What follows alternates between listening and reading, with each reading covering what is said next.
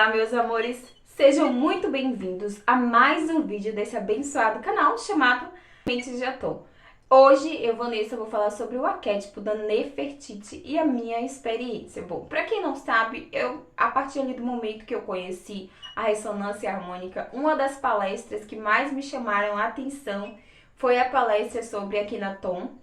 E eu fiquei o tempo inteiro me perguntando quem seria o Akhenaton, por que ele foi capaz de fazer com que um reino politeísta se tornasse monoteísta.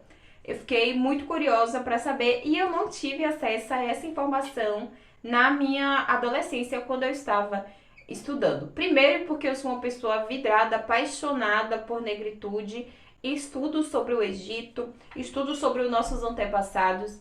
E quando eu me vi com essa rainha do Egito tão poderosa, cujo nome significa a mais bela, chegou, foi a paixão ali do Akhenaton. O Akhenaton era uma pessoa de meditação, de estar conectado, e que fez com que esses servos, esses súditos, adorassem o Sol, Deus Atom, que é por isso que o meu canal se chama Sementes de Atom, ok? Nefertiti era a rainha ali do Nilo. Ela reinou junto com Akhenaton, mas contam relatos de que a própria Nefertiti era quem reinava no lugar do Akhenaton.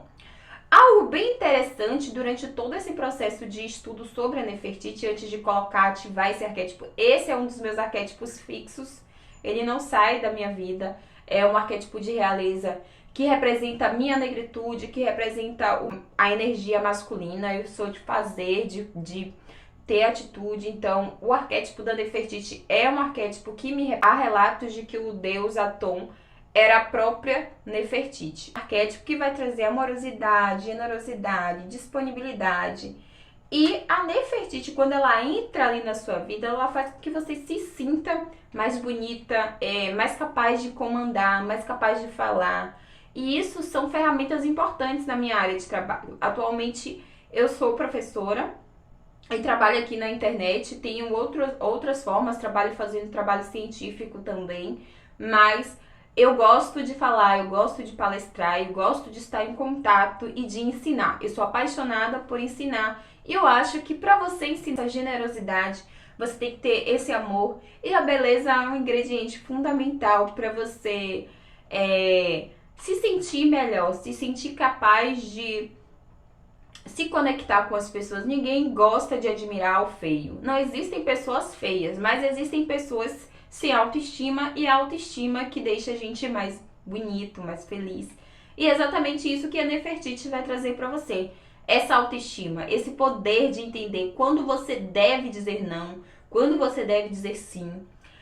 Uma questão bem interessante com o uso do arquétipo da Nefertiti, eu ativei o arquétipo da Nefertiti justamente por conta dessa palestra do professor Hélio Couto. Eu já tinha ouvido, já tinha me chamado a atenção, mas de repente várias pessoas começaram a falar desse arquétipo. Esse arquétipo começou a aparecer com muita frequência, e eu lembro que eu fui em um lugar, não lembro exatamente aonde foi, mas alguém falou Rainha Nefertiti. E aí eu falei, caramba, é esse o arquétipo que eu tenho que usar. É esse o arquétipo que eu quero pra minha vida. Então ele traz pra mim uma conexão e uma paz interior muito grande. Porque a minha cabeça, ela é muito agitada. Eu sou agitada por vida. E a minha agitação me impede de agir. Porque eu fico muito no mental, criando ideias, criando cursos, criando referências, mas eu não colocava em prática. Primeiro porque eu tenho uma necessidade de estar conectada com várias coisas, e principalmente com a espiritualidade. Quando eu começo a fazer um curso, ou eu inicio esse curso e termino em um dia, ou eu inicio e não termino o curso nunca. Então, essa é uma característica. Há quem diga que é TDAH. Há investigações? Há investigações, mas ainda não tenho conclusões. Mas a ideia de que eu preciso estar em movimento o tempo todo me conectou com esse arquétipo para me trazer esse movimento, mas com foco, direcionado, com um objetivo. Porque se você deixar, eu tenho 1000 objetivos por dia. Às vezes eu começo uma coisa e aí eu já não tenho mais paciência para terminar. O projeto, eu já tive 3 canais no YouTube e nenhum deles eu consegui seguir porque eu não tinha foco. A partir do momento que eu trouxe a Nefertiti para minha vida, a minha vida é como se tivesse dado uma guinada, mudou completamente. Eu comecei a ter foco, a pensar no futuro, a pensar, nossa, eu quero ajudar várias pessoas. Por que eu tenho que ajudar só uma pessoa? Eu refleti também sobre a minha necessidade de provar para minha família que eu tenho capacidade de ser um intelectual, sabendo que eu sou a primeira pessoa da minha família a ter um ensino superior. E eu vivenciei isso muito claro com a ativação do arquétipo da Nefertiti. Muitas coisas que eu estava fazendo era só para provar para minha família que eu era capaz. Porque a espiritualidade sempre esteve na minha vida desde a infância. Mas eu sempre fui taxada de louca. Louca da defumação, a louca dos tarôs, a louca das pedras, a louca que fica inventando um monte de coisa, do Ho'oponopono, de leis herméticas, aquela que mexe com coisas do demônio. Sempre foi assim. Inclusive eu sou motivo de piada ainda pra minha irmã, ela faz alguns comentários assim, que tem uma legião de malucos que estão começando a me seguir. Mas eu sinto que é esse o meu objetivo aqui na Terra. E o arquétipo da Nefertiti me fez refletir sobre isso. Por que eu, com todo esse conhecimento que eu acumulei durante esse tempo, não posso passar esse conhecimento? Que egoísmo é esse que eu não posso deixar que outras pessoas acessem a essa informação que eu tenho, ao meu ponto de vista? Eu comecei a refletir que eu ficava inventando desculpas. Nossa, já tem muita gente na internet que fala sobre arquétipos. Já tem muita gente que fala sobre ressonância. Já tem um monte de gente que fala sobre leis herméticas. Eu fiquei refletindo, tem a Maia Andrade, tem a Beth Russo, tem a Dani do Arquétipo na Prática, que é maravilhosa. E eu não chego nem aos pés dessa pessoa. Essa desvalorização daquilo que eu estudei acontecia justamente para negar aquilo que eu gosto de fazer. Eu me sinto bem. Eu sento aqui, eu gravo. Eu já cheguei semana passada tarde, cheguei do shopping tarde com minha esposa. E eu sentei e eu gravei 4 vídeos. Eu gravei 4 vídeos até 3 horas da manhã. Eu fiquei fazendo capinha para vídeo no YouTube. Eu fiquei colocando hashtag. Em nenhum momento eu me senti cansada. Em nenhum momento eu disse, nossa, eu não vou fazer porque o YouTube não tá me dando dinheiro. Esse canal não é monetizado. Esse canal não tem tantos inscritos. Mas quando eu vejo cada comentário que tem aqui, eu me sinto motivada a fazer. Eu me sinto motivada a continuar. Sei que eu tô ajudando outras pessoas. Em algum momento isso vai me dar o retorno. Essa não é a minha principal fonte de renda. Mas eu tô feliz fazendo isso. E o arquétipo, ele me trouxe essa possibilidade de entender que é isso que eu quero pra minha vida. É isso que eu vou fazer. É isso, independente daquilo que as outras pessoas estejam falando de mim. Eu vou assumir a minha verdade. Eu vou trazer a felicidade que eu tanto queria desde sempre, mas que eu ficava justificando que não conseguiria. Comecei a observar também as pessoas e os comportamentos que elas tinham em relação a mim. E aí eu comecei a perceber que, de fato, em alguns momentos, eu estava me desvalorizando para caber em determinadas caixinhas. E aí eu entendi que se a pessoa de fato gostar de mim, estiver a fim de ter a minha presença, ela vai ter que respeitar o que eu estou fazendo. Eu já tenho essa noção de que há ciclos e esses ciclos terminam, é natural. Eu tenho facilidade em terminar ciclos.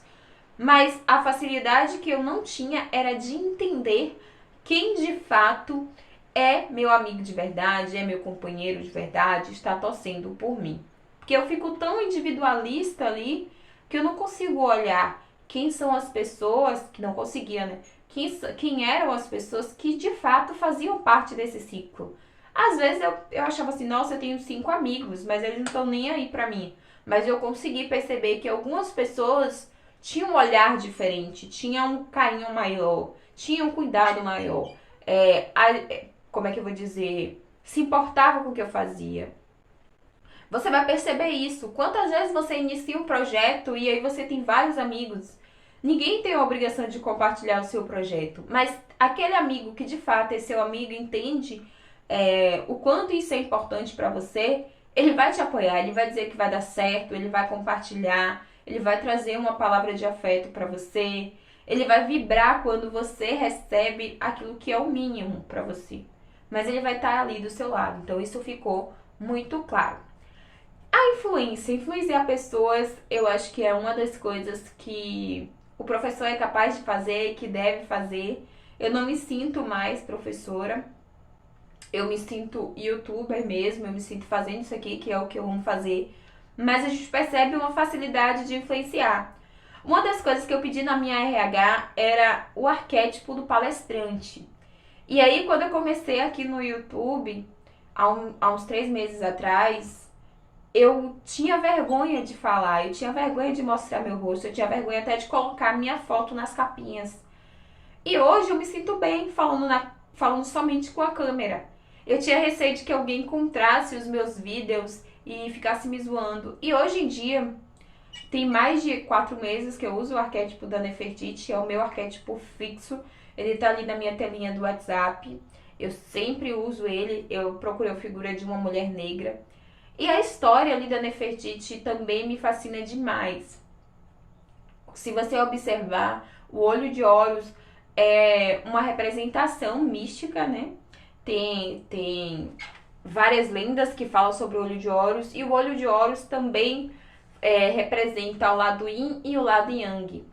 E a Nefertiti foi desenhada naquele busto que foi encontrado, ela não tem a representação do olho esquerdo, né?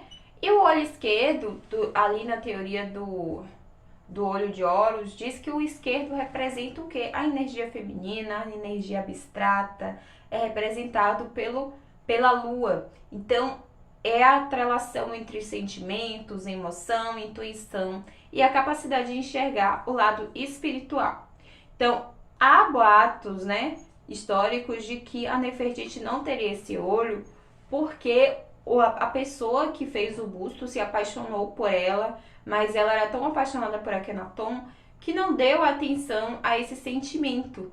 E aí ele removeu esse olho, que é exatamente o olho esquerdo, que representa as emoções e os sentimentos, como se a Nefertiti não tivesse sentimentos. E como ela era considerada mais bela, esse foi um jeito dele dizer que ela não era tão bela assim. Mas quando eu usei o arquétipo, em alguns momentos, quando eu estava na rua e eu estava em situações que eu sentia assim, uma energia um pouco pesada, sempre aparecia um olho de Horus na minha garganta. E aí era como se tivesse algo fervendo e eu sentia aquela energia muito forte. E aí aconteceu 1, 2, 3 vezes, como se fosse uma tatuagem mesmo. Até que eu fiz essa associação entre o olho de Horus e a Nefertiti e entendi que a Nefertiti era o próprio Deus Sol, porque ela representava esse lado direito, que é o lado da razão, é o Yang, né? A conexão pela ligação ali entre o corpo e a alma. E era voltada ali para o universo masculino, então ele entende, ele calcula, e era exatamente isso que a Nefertiti representava para aquele império. Ela era o sol daquele local. Era ela que mandava muito mais que o próprio Akhenaton. Então ela era a própria energia masculina da relação entre eles. Lembrando que energia masculina não tem nada a ver com o gênero masculino. Existem energias de criação e o homem pode ter energia feminina, assim como a mulher tem e obrigatoriamente tem que ter o equilíbrio entre o yin e o yang, a energia feminina e a energia masculina. Então há essa necessidade. Então eu percebi que a Nefertiti era aquilo que estava me faltando. Eu poderia usar um arquétipo de sol?